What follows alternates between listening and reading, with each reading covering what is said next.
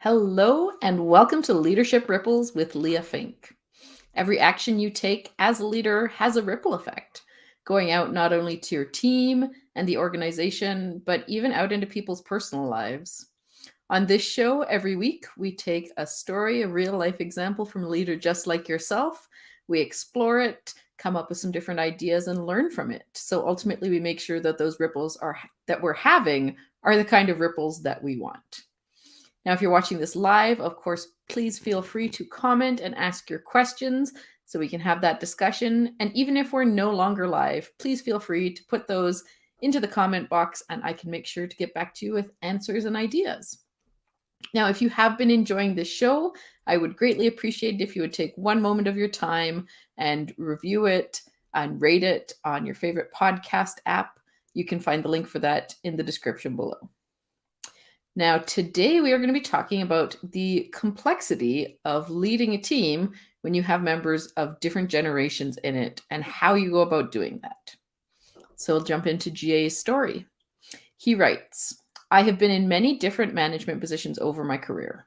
As a leader, there are some things I enjoy and some things that I find frustrating. One of the things that is frustrating me more and more is working with younger generations of workers. I understand that they grew up differently, and I want to respect everyone, but honestly, I find it hard to not see them as lazier, more entitled, and more sensitive. I'm not basing this on one person, but on a multitude of experiences with lots of different staff. I feel like I waste a lot more time trying to deal with them and their emotions than I ever used to with previous generations. I am open to trying new ways to work with them and want to know what would be most efficient. So, thank you, first of all, for sharing that, GA. And I have talked to many different leaders and staff, and there is a lot of focus on trying to figure out how we can most effectively work with this dynamic that happens when you get people of all different ages coming in to work in the same place. And there are a couple of things I want to start with as we go into this conversation. And the first is that we're talking obviously very broad strokes about some of these concepts so we can build some understanding, but ultimately everything in this is generalized. And what you'll notice in this episode is what we're ultimately going to end up talking about is values and preferences, which are things we've discussed on this show before. You can go back to previous episodes. And so as much as we're going to talk about some of these broad strokes, the best thing you can still do is to really work with your team individually to figure these things out, right? Every staff is going to be different, every experience, every way. And so if you want to be an individualized and responsive leader, which I believe is the best way to lead, take this with a little grain of salt. Don't take it to mean that now you'll treat everyone under 20 in a certain way and everyone over 50 in a certain way. That's just not going to work for you. And this is kind of, I see this very similar to how I see personality typology, which I like as a basic skill as well, in that it's great to have a generalized understanding of a group of people, what they might value, how they might want to react and interact to things. And so it's about understanding that preference as a base and then using that to build on your understanding. Maybe it helps you figure out the first thing you might want to try, and then you're going to again seek that feedback and figure out if that thing worked. So great example for this is you're looking at these pieces of different generations, how to interact with them. You can take this as an idea, try it out with that group, and see if it works or doesn't. We don't want to corner in people on these assumptions and expectations. But to look at this whole idea, the first thing we're just going to talk about is how the impact of your generation, the impact that your generation that you grew up in has on you, and especially in the workplace. Because we will admit there are differences, of course. The world is constantly changing, and there is a culture that you grew up in the location that you grew up in, that only existed in that way for a certain number of years. Technology changed, the world changed, political pieces, all of these, of course, meshed into the culture that you lived in and you grew up in. And you have these expectations as that happens. And everyone gets these. We have an expectation from our culture because in that culture we grew up in, or that culture we grew up in the work world in, things happened in a certain way for a certain reason. You were rewarded for certain things. You were penalized for other things. And you build your concept of what work should be off of those ideas. The same way that if you grew up in a different country and you move to the one where you currently live, you're going to have a different idea about how the world operated, what you could come to expect. And maybe now that you're in a new country, you find yourself modifying your behavior to mesh, to blend in a little bit better, to balance that with the new culture you're in. Or conversely, maybe you see people around you who have come from a different culture or a different country to where you are, and you see them trying to find this balance of their culture to this more majority culture that they're now finding themselves in. And as a leader, I know sometimes people can feel this. Maybe you were in an organization where you used to be more the majority culture. Maybe your organization matched you a bit better that way, and now you're in a different organizational culture and you're trying to figure out how to balance that out. And of course, this all to say is workplaces already have a very interesting situation with culture in that we bring a variety of people who may or may not have a large amount of shared values or might have quite different values, quite different experiences together for a long period of time, working towards something that hopefully is important and valuable to them. And we're expecting them to figure out how to interact. And I will actually say that generally the stronger your work culture is, so if you've taken the time, you've maybe listened to some previous episodes and built a really intentional culture that has some of those structures, those expectations, the values, the ways that people can work together, it's actually going to lessen some of these other culture clashes because you have a sense as a staff member, as a leader, how to interact and why and what's important.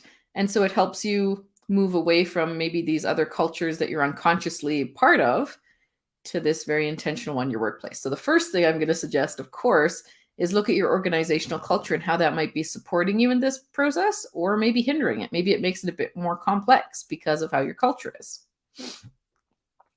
But of course, our culture is made up of individuals, and we're talking about individuals of different generations. So we should go just for a really brief dip into some of those motivators and supports and communication preferences of each of the generations in the workplace, just to get a little quick sense of them.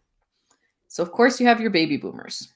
So generally they're going to value stability, team cohesion, this steady professional development, and their preferred communication is usually more structured, emails, phone calls. Next, you go on to Generation X, and they were placing more value into the work-life balance, into adaptability, into autonomy, and their communication was concise and direct. Millennials continue on valuing that work-life balance, and with that, starting to care more about purposeful work and personal growth. And they tend to like more of an open, collaborative communication style, and they might use a variety of technology to do so. And then finally, Generation Z tend to value more of this entrepreneurial mindset, digital integration, and this quick and diverse career advancement. They're also generally looking for meaningful work, and they want quick feedback. They tend to prefer instant messaging and more visual communication. Now, if you want to learn more about this, that was a very brief summary. There is a lot of information about this online. And so I don't want to go too deeply into these points, but even from that very brief summary, you can probably hear some different values happening. And we've talked before, when you have different values, it's quite possible for those values to clash. Not saying that one is good or one is bad, but if you have a generation, for example, that values more autonomy and a generation that values more collaboration, there's going to be a point when those two generations come up to each other and say, kind of have to have this arrangement or agreement of what is this? What are we actually going to agree we value in this workspace? And I actually want to add one more generational layer to this discussion. I'm actually going to take it back even one more generation to the traditionalists. And I don't think that there's too many of these people in the workforce anymore. They'd be getting quite old. But what I want to mention, they have their values were more around loyalty, discipline, hard work, and a respect for authority. Preference of communication was face-to-face. And even though the individuals might not be working anymore, I think it's important to mention because the foundations of our corporate world, I find, are still very heavily rooted in some of these concepts. If you think about very hierarchical structures, the concept of you come to work, your boss tells you what to do, you do your work, all of those pieces are quite a traditionalist view of the workplace. And so bringing this up because you might see a cultural clash, not only obviously between, say, a leader and a staff member as individuals, but also within the workplace. Because we've also seen a trend more recently of workplaces that are focused more on probably a younger generational value set. that they're more purpose-driven, that they're looking for more collaboration, less hierarchy. Talked a little bit about this before. Those pieces are going to also influence your culture, might have been influenced by who founded the company, how long ago, some of the organizational values. But as a leader or as a staff member in a company, you may also find it personally jarring if your organization is valuing just a different set of values than you do. That could be because of generation, or it could be in a more general sense. And so as a leader, you want to consider this. You want to think about, for the people I'm serving and for myself, are we connected to this value, or are we having a harder time with it?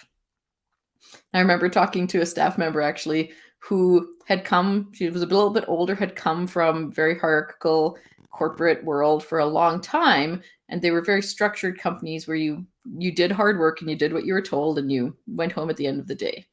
And she is now in a more purpose-based organization, a little bit younger, who was really focused on some of these pieces of less hierarchy, more collaborative, more bringing your whole self to work.